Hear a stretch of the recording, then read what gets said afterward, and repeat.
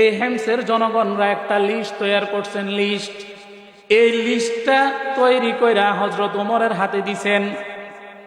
এবার হযরত ওমর এই লিস্টটা যখনই তার হাতে গেল, ওই যে চোখ ফালাইলেন, লিস্টের উপর চোখ দিয়া দেখতেছেন। দেখা উনি হঠাৎ করে হতভম্ব হয়ে গেলেন, অবাক হয়ে গেলেন। ডাইনেও তাকায় না, বামেও তাকায় না, সামনেও তাকায় না, পিছনেও তাকায় না, চুপ হয়ে রয়েছেন। লোকজনে জিজ্ঞাসা করে, ও আমিরুল মুমিনিন, কেন চুপ হয়ে রয়েছেন? কোনো ভুল হয়েছে কিনা? বলে, না না, তোমাদের লিস্টের মধ্যে কোনো ভয় নাই। বলে, আমিরুল মুমিনিন চুপ হয়ে রয়েছেন কে?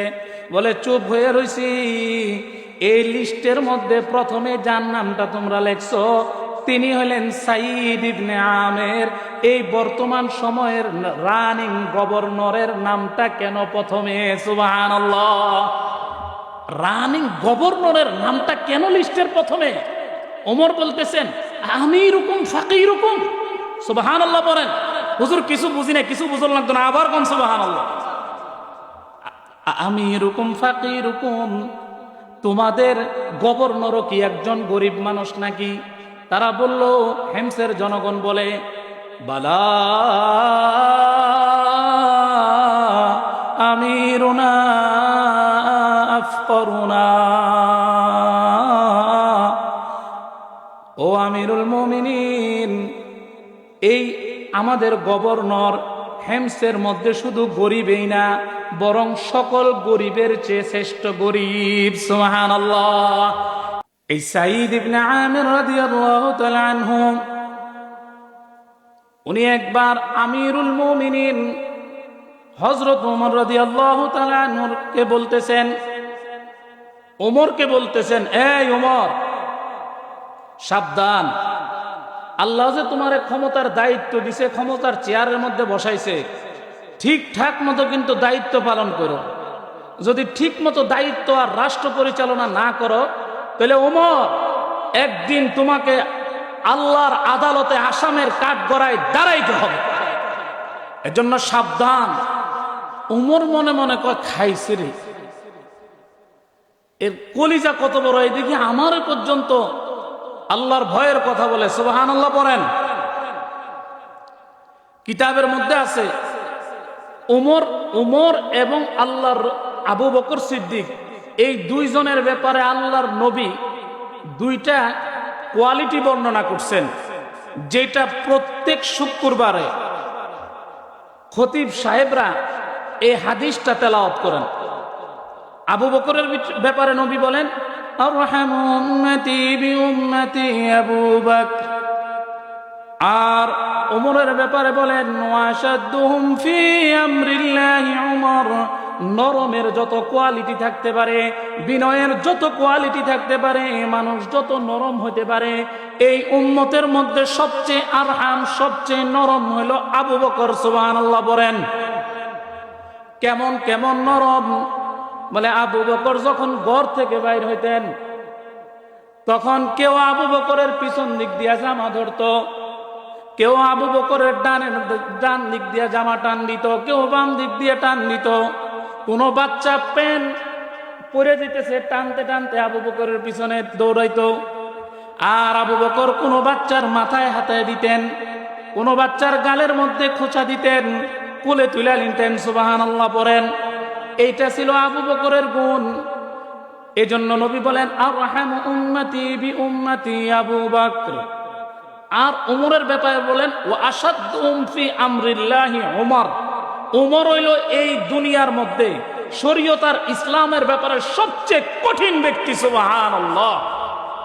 এই ওমর যখন ঘর থেকে বাইর হইত, যদি খালি দেখছে বহু দূরে দাঁড়ায় রয়েছে দুইজন ব্যক্তি, দাঁড়ায় দাঁড়ায় কথা বলে, আর দেখছে যে খালি ওমর বাইর হইছে, সাথে সাথে সাথে সাথে ওমর, তারা ওই যে দুই ব্যক্তি বলতো, এই ওমর বাইর হইছে, দুইজন দুই দিকে চলে যেত। সুবহানাল্লাহ। কথা বুঝে আসছে? এই ছিল ওমরের কঠোরতা, আর ওইটা ছিল আবু বকরের নম্রতা।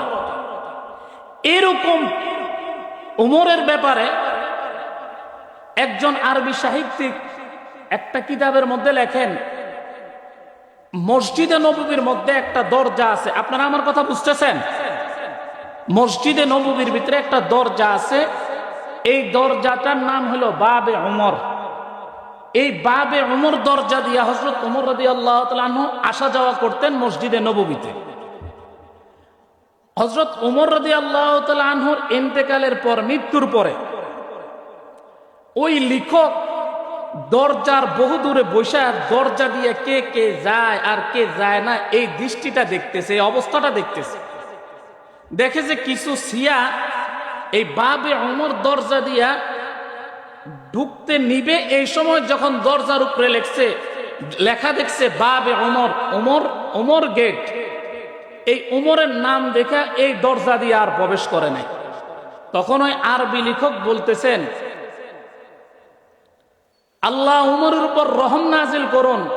এই ব্যক্তিটা দুনিয়ার থাকতে যেমন উমরকে শয়তানে ভয় পাইতো, ঠিক উমরের ইন্তেকালের পরেও উমরের শয়তানের যারা অনুসারী, শয়তানের যারা চেলা চামুন্ডা, এরা এখনো পর্যন্ত উমরের ওই গেটকে আর নামকে ভয় পায়। সুবহানাল্লাহ, সুবহানাল্লাহ। এই এমন ব্যক্তিরে যায়া বলতেছে কে? সাঈদ ইবনে আমের যায়া বলতেছে, এই আল্লাহ যে তোমাকে ক্ষমতার চেয়ার দান করছেন, আল্লাহ যে তোমাকে ক্ষমতা দান করছেন, খবরদার ঠিক মতো বিচার আচার কইল, নাইলে কিন্তু কিয়ামতের ময়দানে আল্লাহর আদালতে তোমাকে, আল্লাহর আদালতে আসামির কাঠগড়ায় দাঁড়াইতে হবে। হযরত ওমর রাদিয়াল্লাহু তাআলা আনহুর মতো ব্যক্তিকে বলতেছে। এরই মাঝে হযরত ওমর রাদিয়াল্লাহু তাআলা আনহু, হযরত ওমর রাদিয়াল্লাহু তাআলা আনহু মদিনার অলিতে গলিতে ঘুরে, মদিনার অলিতে গলিতে ঘুরে মানুষে জিজ্ঞাসা করে, ও আমিরুল মুমিনিন, আপনি এতে পেরেশান কেন? কেন আপনি এই গলিতে ওই গলিতে ঘুরেন? এবার আমিরুল মুমিনিন ওমর বলে, আমি না হেমসের একজন গভর্নরকে তালাশ করতেছি। হেমসে গভর্নর নাই, আমি একজন হেমসের গভর্নর পাঠাবো। গভর্নর নির্বাচন করার জন্য আমি মদিনার অলিতে গলিতে ঘুরে ঘুরে দেখি কে হেমসের গভর্নর হওয়ার যোগ্য। কিন্তু আমি মদিনার অলিতে গলিতে কোথাও আমি একজন এমন ইমানদার পাইতেছি না যাকে আমি হেমসের গভর্নর করে পাঠাবো। আমিরুল মুমিনিন হযরত ওমর মসজিদে নববীর মধ্যে ঘোষণা করে দিলেন, আগামীকালকে সকালবেলা হেমসের গভর্নর নির্বাচন করা হবে, তোমরা সকলেই মসজিদে নববীর মধ্যে নামাজ পড়বা। সাহাবীরা সবাই ওমরের ঘোষণা, সবাই ফজরের নামাজ মসজিদে নববীর মধ্যে পড়লেন। মসজিদে নববীর মধ্যে কার পিছনে? হযরত ওমরের পিছনে নামাজ পড়তেছেন। সুবহানাল্লাহ। নামাজও কেমন নামাজ!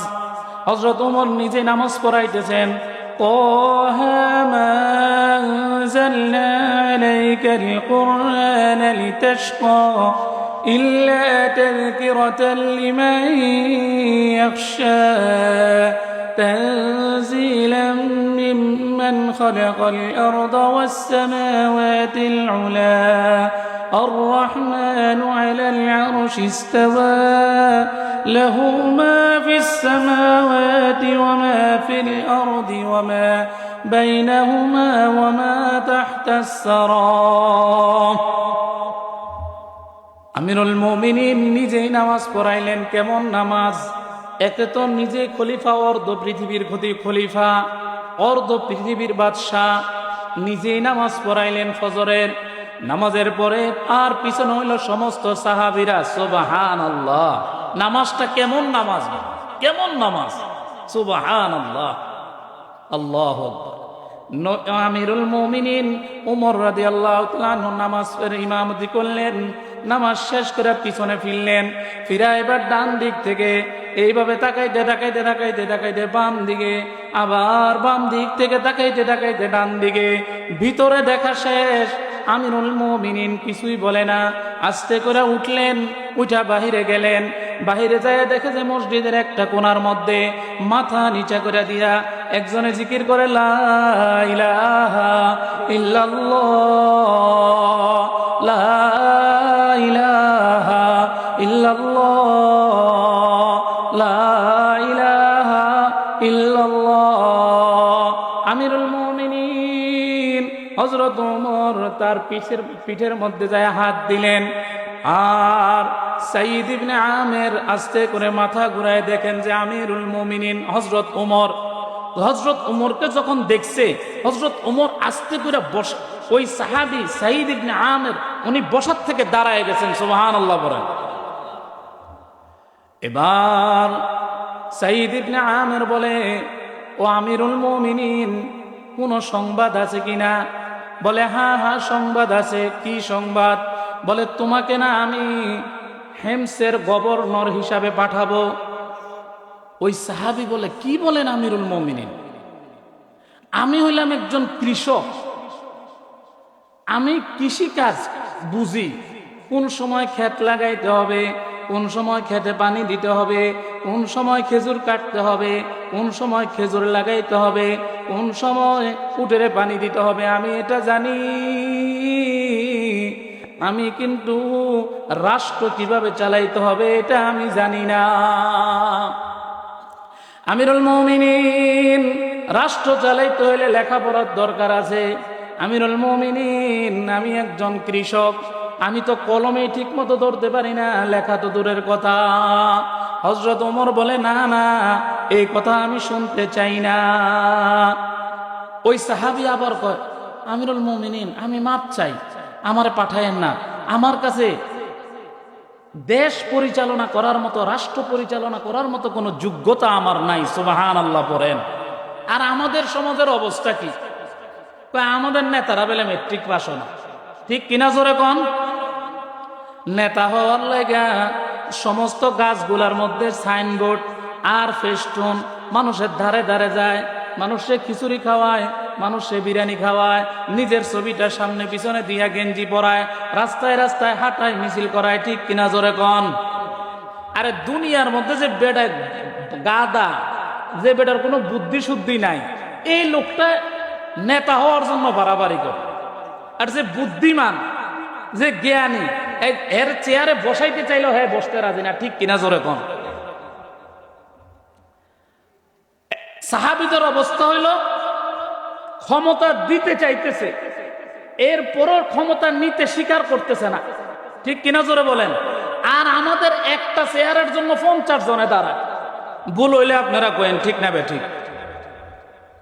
এবার সাইদ ইবনে আমের বলে, ও আমিরুল মুমিনিন, আমি না মাপ চাই, আমি দেশ পরিচালনা করার মতো যোগ্যতা আমার নাই, আমারে না হেমসের গভর্নর বানায়েন না। এবার ওমর বলে, না না, আমি তোর ভিতরে যা দেখছি আর কারো ভিতরে তা দেখি নাই। আমিরুল মুমিনিন, মদিনায় এত মানুষ থাকতে কারোরে আপনার চয়েস হইল না, কারোরে আপনি সিলেক্ট করলেন না, আমার প্রতি আপনার এমন কি হইল, কি দেখলেন? এবার ওমর বলে, রিজালুন লা তুলহিহিম তিজারাতুন ওয়ালা বাইউন আন যিকরিল্লাহি ওয়া ইকামিস সালাহ ওয়া ইতাইজ যাকাত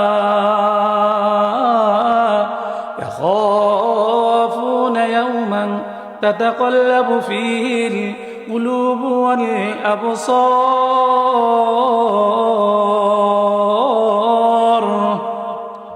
সুবহানাল্লাহ কইতে পারেন না?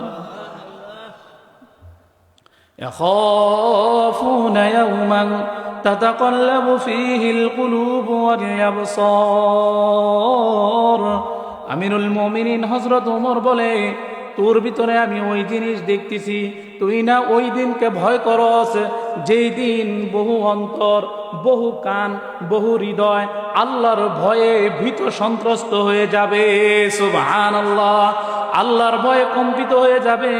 তুই না, তোর দিলের মধ্যে না আল্লাহর ভয় দিয়া ভরা, তোর দিলটা না আল্লাহর মায়া দিয়া ভরা, তোর কলিজাটার মধ্যে না আল্লাহর মহব্বত দিয়া ভরা। আমি তোর দিলের মধ্যে এই জিনিস দেখতেছি। সাঈদ ইবনে আমের বলে, ও আমিরুল মুমিনিন, তারপরেও আমি বিনয়ের সাথে বলি, আমারে না হেমসের গভর্নর বানায়েন না।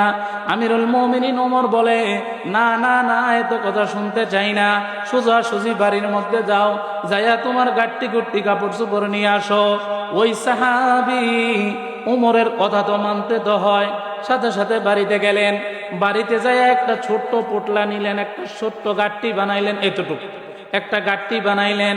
বালায়া গাট্টি যে কাঁধে লইতে হয় এটাও তিনি জানেন না। সুবহানাল্লাহ। গাট্টি বানায়া গাট্টির কাপড় যে কাঁধে লইতে হয় এটাও জানেন না। গাট্টিটা লইছে হাতের মধ্যে, বগলের মধ্যে নিয়া আমিরুল মুমিনিনের দরবারে আসছে, ওমরের দরবারে আসছে। আয়েশা বলে, আমিরুল মুমিনিন, আমি প্রস্তুত, আমারে কোথায় কোথায় পাঠাইবেন, আমারে একটু পাঠাই দেন। তারপরও আমি বলে যাই, আমি কিন্তু রাষ্ট্র পরিচালনা করার যোগ্যতা আমার নাই, আপনি পাঠাইতেছেন এই জন্য যাইতেছি। আমিরুল মুমিনিন হযরত ওমর একটা কাগজ লেখা দিলেন, কাগজটা দিয়া বললেন, যাও, এটা তুমি যায়া হেমসের জনগণকে দিবা। সুবহানাল্লাহ। সাদা সিধা, কোনো এরকম চিকচাক জাকজমক কোনো পোশাক নাই, ঝাঁকা নাকা কোনো পোশাক নাই, চাকচিক্যওয়ালা কোনো পোশাক নাই। পোশাক হইল মাত্র দুইটা চাদর। সুবহানাল্লাহ পড়েন। এই যেই দেশটায় পাঠাইতেছে হেমস, এই হেমস হইল তৎকালীন জমানায় সবচেয়ে বাণিজ্যিক শহর। সুবহানাল্লাহ। সারা পৃথিবীর মধ্যে তৎকালীন সময় সিরিয়ার রাষ্ট্র হেমস, এটা ছিল সারা পৃথিবীর সবচেয়ে অত্যাধুনিক বাণিজ্যিক শহর, উন্নত মানের বাণিজ্যিক শহর ছিল। এখন যেমন সিঙ্গাপুর, থাইল্যান্ড, মালয়েশিয়া, বাংলাদেশের সমুদ্র বন্দর চট্টগ্রাম, এগুলি যেমন শিল্পনগরী, বাণিজ্যিক শহর, তৎকালীন যুগে এই হেমসও বাণিজ্যিক শহর ছিল। সুবহানাল্লাহ। এই বাণিজ্যিক শহরের তৎকালীন যুগের আধুনিক শহরের একজন জনপ্রতিনিধি, একজন লিডারকে, একজন গভর্নরকে পাঠাইতেছেন। আর গভর্নর যাইতেছে কিভাবে? তার পরনে এক টুকরা চাদর, গায়ে এক টুকরা চাদর। সুবহানাল্লাহ। এই দুই টুকরা চাদর লইয়া রওনা দিছে। কোন সামনে কোনো বডিগার্ড নাই, পিছনেও কোনো বডিগার্ড নাই, ডানেও কোনো বডিগার্ড নাই, বামেও কোনো বডিগার্ড সিকিউরিটি নাই, কোনো আগে কোনো মোটর সাইকেলের বাহিনী নাই, কিছুই নাই। চলছে তো চলছে, চলছে তো চলছে। সাঈদ ইবনে আমের চলতে চলতে হেমসে গেলেন, যায়া এবার হেমসের জনগণকে সালাম দিছেন। হেমসের জনগণ দেখা চিনতেই পারে না যে ইনি এই দেশের গভর্নর হিসাবে ওমর পাঠাইছে। সুবহানাল্লাহ। এবার সাঈদ ইবনে আমের ওই যে ওমরের কাগজটা, ওই কাগজটা হেমসের জনগণের হাতে দিলেন। হেমসের জনগণ হাতে নিয়ে দেখলেন ইনি তো ওমরের চিঠি, ওনাকে তো এই দেশের গভর্নর কইরা পাঠানো হয়েছে। মনে মনে হেমসের জনগণ কয়, আর বুঝি মানুষ পাইল না, এইরকম একটা গাইয়া ভূতরে এই দেশের প্রধান প্রেসিডেন্ট হিসাবে, গভর্নর হিসাবে পাঠাইলো। সুবহানাল্লাহ। কোন इश्क़ महबूबे खुदा जिस दिल में हासिल नहीं, लाखों मोमिन हो मगर ईमान में कामिल नहीं। পাগড়ির নাম ইসলাম না, রুমালের নাম ইসলাম না, জুব্বার নাম ইসলাম না, সুন্দর কাপড়ের নাম ইসলাম না, সুন্দর খাবারের নাম ইসলাম না, সুন্দর ডেকোরেশনের নাম ইসলাম না। ইসলাম কোনটা, মোহাব্বত কোনটা? ইশকে মাহবুবে খুদা। যেই দিলের মধ্যে আল্লাহর ইশক নাই, যেই দিলের মধ্যে আল্লাহর মোহাব্বত নাই, যেই জীবনের মধ্যে 5 ওয়াক্ত নামাজ নাই, যেই জীবনের মধ্যে আল্লাহর জিকির নাই, যেই জীবনের মধ্যে পর্দা নাই, যেই জীবনের মধ্যে স্বামীর খেদমত নাই, যেই জীবনের মধ্যে এই কপালটা দিয়ে আল্লাহর দরবারে সেজদা দিতে পারি না, ওই জীবনটা জীবনেই না। ঠিক কিনা? নাম है मुसलमान, काम है मरदूद का। नाम है मुसलमान, काम है मरदूद का। নাম হলো মুসলমান, কিন্তু আমার প্রত্যেকটা কাজ হলো মরদুদ, শয়তানের মতো। ঠিক কিনা? জোরে বলেন। এই জন্য বলেন নাম হে মুসলমান কাম হে মরদুদ কা রফতা রফতা হো রাহা হে কাম কারুনে নমরুদ কা।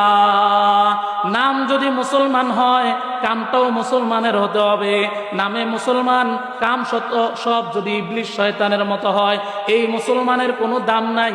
এই জন্যই কবি বলেন ইশকে মাহবুবে খুদা জিস দিল মে হাসিল নেহি, যে দিলের মধ্যে ইশক নাই, যে দিলের মধ্যে আল্লাহর মহব্বত নাই, যে দিলের মধ্যে আল্লাহর জিকির নাই, ওইটা মুসলমান দাবি হবে কিন্তু মুসলমানের আগামাতা কিচ্ছু তার মধ্যে নাই। ঠিক কিনা জোরে বলেন। এবার হেমসের জনগণ চিঠিটা নিয়া আচ্ছা ঠিক আছে পোশাক আশাক যেমনই হোক, যখন আমিরুল মুমিনিন উমর পাঠাইছে তো যেমন তেমন না, অর্ধ জাহানের বাদশাহ সুবহানাল্লাহ। ঠিক আছে, এবার সাঈদ ইবনে আমের বলে আচ্ছা ঠিক আছে তোমরা তো কাগজ দেখলা, এখন তোমরা একটা কাজ করো, আমি কোথায় থাকবো আমার থাকার জায়গাটা দেখাই দাও। এবার হেমসের জনগণ বলে আপনার জন্য আমরা একটা রাষ্ট্রীয় কার্যালয় তৈরি করছি, রাষ্ট্রীয় কার্যালয় নির্ধারণ করে দিচ্ছি। সেটা হলো ওই যে ঝুপড়ি মসজিদটা দেখা যাইতেছে, ওই মসজিদের পাশেই একটা ছোট্ট কামরা আছে, সনের ঘর, সনের ঘর। এই ঘরটাই হলো আপনার রাষ্ট্রীয় বাসভবন। সুবহানাল্লাহ। এটা কি রাষ্ট্রীয় বাসভবন কার? তৎকালীন যুগে সারা পৃথিবীর সবচেয়ে বাণিজ্যিক শহর হেমসের গভর্নরের এটা রাষ্ট্রীয় বাসভবন। সুবহানাল্লাহ। ঘরটা কিসের? জোরে বলেন, সবাই একসাথে বলেন, সনের ঘর। এখানেই বিচার হয়, এখানেই মানুষের ফয়সালা হয়, এখানেই সমস্ত রাষ্ট্রীয় কার্যালয় কাজকর্ম পরিচালনা করা হয়। এরকম করতে করতে 1-1.5 বছর চলে গেল। এবার হেমস থেকে কিছু মানুষ মদিনায় ওমরের সাথে দেখা করতে গেলেন। কথাবার্তার এক ফাঁকে আমিরুল মুমিনিন হযরত ওমর বলে, ও হেমসের জনগণেরা একটা কাজ করো, ফুকারা ও হেমস, তোমাদের এই হেমস অঞ্চলের গরিবদের একটা লিস্ট আমাকে দাও। এবার এই হেমসের জনগণরা একটা লিস্ট তৈরি করছেন। লিস্ট, এই লিস্টটা তৈরি কইরা হযরত ওমরের হাতে দিছেন। এবার হযরত ওমর এই লিস্টটা যখনই তার হাতে গেল, ওই যে চোখ ফালাইলেন, লিস্টের উপর চোখ দিয়া দেখতেছেন, দেখা উনি হঠাৎ করে হতভম্ব হয়ে গেলেন, অবাক হয়ে গেলেন। ডাইনেও তাকায় না, বামেও তাকায় না, সামনেও তাকায় না, পিছনেও তাকায় না, চুপ হয়ে রয়েছেন। লোকজনে জিজ্ঞাসা করে, ও আমিরুল মুমিনিন কেন চুপ হয়ে রয়েছেন, কোনো ভুল হয়েছে কিনা? বলে না না, তোমাদের লিস্টের মধ্যে কোনো ভয় নাই। তাহলে আমিরুল মুমিনিন চুপ হয়ে রয়েছেন কে? বলে চুপ হয়ে রয়েছি, এই লিস্টের মধ্যে প্রথমে যার নামটা তোমরা লেখছো তিনি হলেন সাঈদ ইবনে আমের। এই বর্তমান সময়ের রানিং গভর্নরের নামটা কেন প্রথমে? সুবহানাল্লাহ। রানিং গভর্নরের নামটা কেন লিস্টের প্রথমে? ওমর বলতেছেন আমিরুকুম ফাকিরুকুম। সুবহানাল্লাহ বলেন। হুজুর কিছু বুঝি না, কিছু বুঝল লাগতো না, আবার কোন সুবহানাল্লাহ। আমিরুকুম ফাকিরুকুম, তোমাদের গভর্নরও কি একজন গরিব মানুষ নাকি?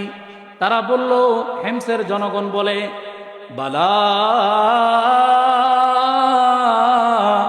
আমিরুনা আফকরুনা। ও আমিরুল মুমিনিন, এই আমাদের গভর্নর হেমসের মধ্যে শুধু গরিবই না, বরং সকল গরিবের চেয়ে শ্রেষ্ঠ গরিব। সুবহানাল্লাহ।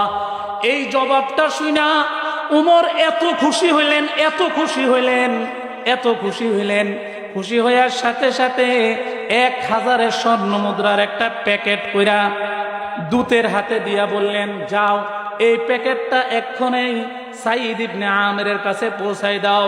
দুধ দ্রুত গতিতে সেই প্যাকেটটা নিয়া মদিনার থেকে হেমসে গেছেন, যায়া সাঈদ ইবনে আমেরের হাতের মধ্যে দিছেন। হাতের মধ্যে যখন দিছে, সাঈদ ইবনে আমের ওই প্যাকেটটা দেখে প্যাকেটটা খুলছে, খুলে দেখে যে অনেক মূল্যবান হাদিয়া, অনেক মূল্যবান হাদিয়া।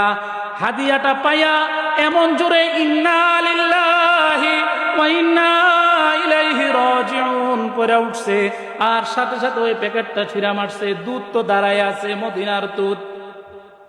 ভিতর থেকে স্ত্রী লাফ দিয়া উঠে জিজ্ঞাসা করে, আকুতিলা উমর ইবনুল খাত্তাব, কি হইল?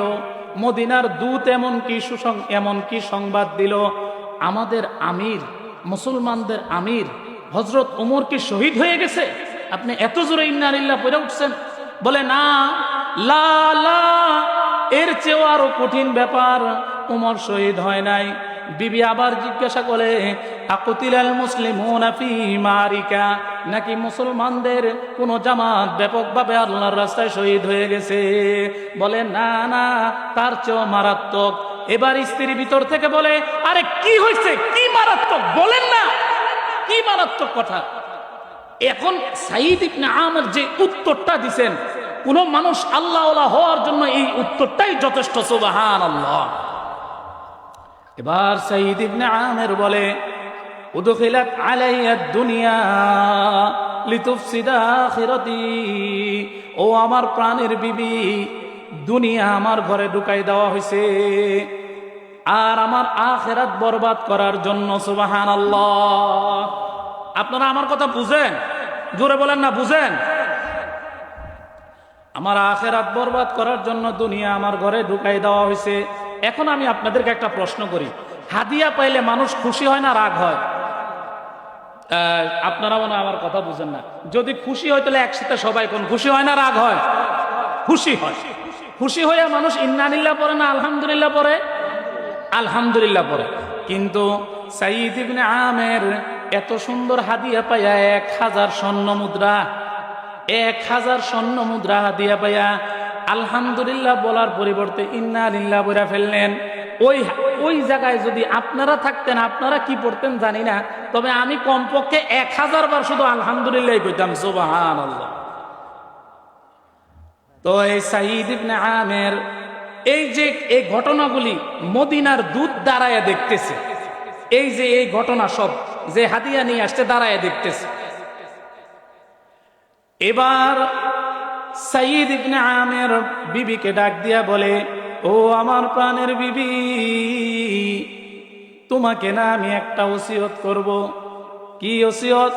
ওসিয়তটা হচ্ছে, আমার জন্য যে 1000 স্বর্ণ মুদ্রার হাদিয়াটা আসছে, এই হাদিয়াটা না তুমি হেমসের গরিব মানুষদের মধ্যে বন্টন করে দিবে। সুবহানাল্লাহ। বিবিও কেমন বিবি! বিবিও কিন্তু আমাদের মতো বিবি না, আমাদের বিবির মতো বিবি না। তবে আপনাদের এই গ্রামের বিবিরা ভালো মানুষ, আলহামদুলিল্লাহ কোন? কি জন্য বললাম বলেন? যে হুজুর কি জন্য এই কথাটা বললেন?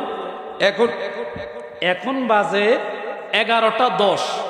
আমি আপনাদের এই সম্মানিত মসজিদের সভাপতি মামুনুর রশিদ রতন সাহেব, ওনার কাছ থেকে শুনছি এই 11টা 10 পর্যন্ত মহিলারা এই পুরুষের চেয়ে 3 গুণ প্যান্ডেলের মধ্যে বসে বসে ওয়াজ শুনতেছে। সকলে জোরে উচ্চ কণ্ঠে বলি আলহামদুলিল্লাহ,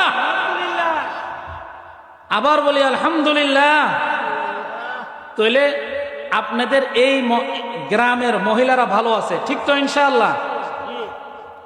সাঈদ ইবনে আমের স্ত্রীও এমন ইমানদার। স্বামীর ইমান যদি এত উঁচা হয়, স্ত্রীর ইমান কেমন উঁচা! যে যেমন আল্লাহ তার লোকে মিলাইও তেমন। সুবহানাল্লাহ পড়েন। এটা আমার কথা না, এটা হইল আল্লাহর কোরআনের কথা। আল্লাহ বলেন, আল খাবিসাতু লিল খাবিসিনা ওয়াল খাবিসুনা লিল খাবিসাত ওয়াত-তাইয়িবাতু লিত-তাইয়িবিনা ওয়াত-তাইয়িবুনা লিত-তাইয়িবাত। আল্লাহ বলেন, তুমি যদি 1 নম্বর হও, তোমার স্ত্রী হবে 1 নম্বর। তুমি যদি 2 নম্বর হও, তোমার স্ত্রী হবে 2 নম্বর। ঠিক কিনা জোরে বলেন? এই জন্য যুবক ভাইরা মনে রাখবেন, জেসকার লগে তেসকা।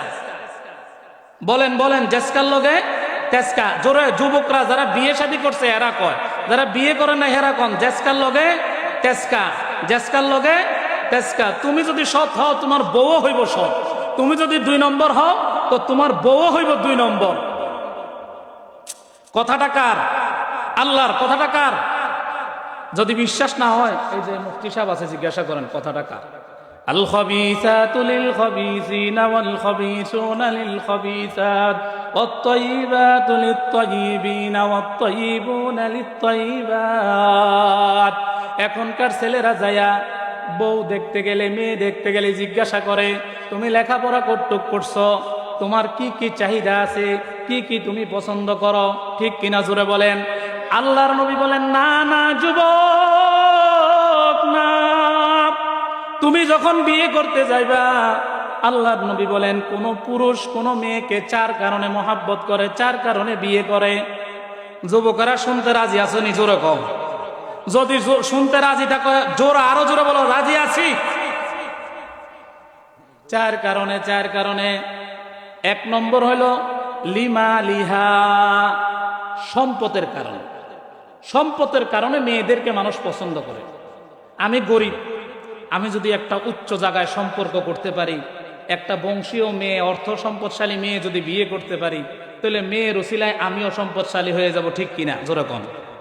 তাহলে লিমা লিহা 1 নম্বরে মালের কারণে। ওয়ালি হাসাবিহা 2 নম্বর হইল বংশের কারণে। এই বংশে যদি আমি আত্মীয়তা করতে পারি, আমি সলিম উদ্দিন রে তো কেউ চিনে না, কিন্তু রতন সাহেব রে তো সবাই চিনে, ঠিক কিনা চিল্লাই এখন। তা আমি যদি এইখানে একটা সম্পর্ক করতে পারি, আমার একটা দাম হবে। ওয়ালি হাসাবিহা বংশ দেখা।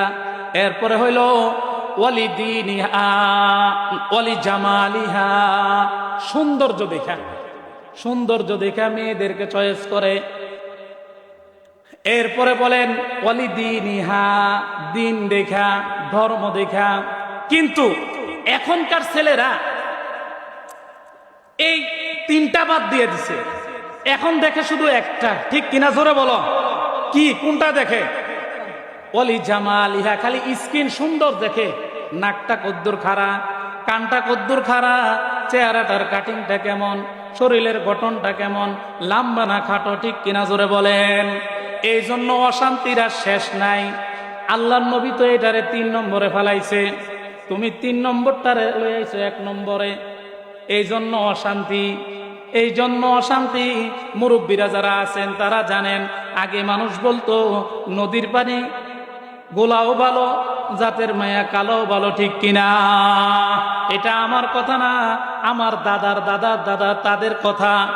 নদীর পানি গোলাও ভালো, জাতের মেয়ে কালো ভালো। এবার মিলাই দেখেন না এই কথাটা হাদিসের সাথে কিছুটা মিলে কিনা। আল্লাহর নবী বলেন লিমা লিহা, সম্পদের কারণে। ওয়ালি হাসাবিহা, বংশের কারণে। ওয়ালি জামালিহা, সৌন্দর্যের কারণে। ওয়ালি দীনিহা, তার দেখতেও সুন্দর নাই, সম্পদও নাই, কিচ্ছু নাই, কিন্তু তার কাছে দিন আছে, দিন দিন দিন। সে আল্লাহরে ভয় করে, আল্লাহর রাসূলরে ভয় করে। এরকম যদি একটা মেয়ে তুমি বিয়ে করতে পারো, নাকটা যদি একটু বুসাও হয়, তোমার জিন্দিগিটা সুখময় জিন্দিগি হয়ে যাবে, সুবহানাল্লাহ। আর যদি নাকটা তীরের মতো খাড়া দেখে বিয়ে করো, কিন্তু তার চরিত্র ঠিক নাই, তার কোনো অভ্যাস ঠিক নাই, তার মধ্যে দিন নাই, নাক যতই খারাপ থাক, অশান্তি আর পেরেশানি ছাড়া তোমার উপায় নাই, ঠিক কিনা জোরে বলো। দুনিয়ার জীবনটা তোমার জাহান্নামের জীবন হবে, জাহান্নামের জীবন। আর যদি একটা সুন্দর, হ্যাঁ হুজুর এখন নিজের বউটা কেমনে করতে, তারপরেও কইলে এখন তো আর এনো নাই, আর আপনারাও দেখেন নাই। আলহামদুলিল্লাহ আমাদের হুজুরদের বউ যাচাই করে দেখেন অন্য অন্য মানুষের তুলনায় অনেক সুন্দর, ঠিক কিনা জোরে বলেন। অনেক সুন্দর থাকে এবং ফ্রেশ। আমাদেরকে ছাড়া অন্য কারোর মহব্বত করে না, আর তাকাই না। এই জন্য আল্লাহ বলেন যে দিন দেখা করে, যে দিন দেখা করে আল্লাহ তারে ঠকায় না। আল্লাহ রসুল বলেন তারে আল্লাহ ঠকায় না। এজন্য যুবক ভাইয়েরা, তোমরা যখন বিয়ে শাদী করবা তো তোমরা কি দেখবা? লিমা লিহা, সম্পদ দেখবা। ওয়ালি হাসাবিহা, বংশ দেখবা। এরপরে ওয়ালি জামালিহা, এগুলি থাকার পরে যদি সুন্দর থাকে এগুলি তো শোনায় সোহাগা, সুবহানাল্লাহ। আমি কিন্তু অসুন্দরের কথা বলি না, সুন্দর দেখো, কিন্তু পাশাপাশি দিনটা দেখবা, বংশ দেখবা। এমন একটা মেয়ে যদি তুমি বিয়ে করে আনো, দেখবা যে তোমার এই দুনিয়ার জীবনটা সুন্দর জীবন। সুবহানাল্লাহ। আল্লাহ নবী বলেন, এই দুনিয়ার মধ্যে যত জিনিস আল্লাহ বানাইছে এ সবগুলি ব্যবহারের সামগ্রী। এই ব্যবহারের সামগ্রীর মধ্যে সবচেয়ে উত্তম সামগ্রী কি? আদ-দুনিয়া কুল্লুহা মাতা' ওয়া খায়রু মাতা'id দুনিয়াল মারআতুস সালিহ। এই সমস্ত জিনিসের মধ্যে, এই ব্যবহারের সামগ্রীর মধ্যে সবচেয়ে উত্তম সামগ্রী হইল নেককার বিবি। সুবহানাল্লাহ। একজন নেককার মহিলা, ও আমার মা বোনেরা যারা কথা শুনতেছেন, এই কথাটা শুনে যান আজকে। একজন আল্লাহওয়ালা নেককার পর্দানসী ইমানদার মহিলার দাম 70 জন অলির চেয়ে দামি। সুবহানাল্লাহ। 70 জন পুরুষ বলে নাই, 70 জন মানুষ বলে নাই, বলছেন 70 জন অলির চেয়ে দামি। সুবহানাল্লাহ।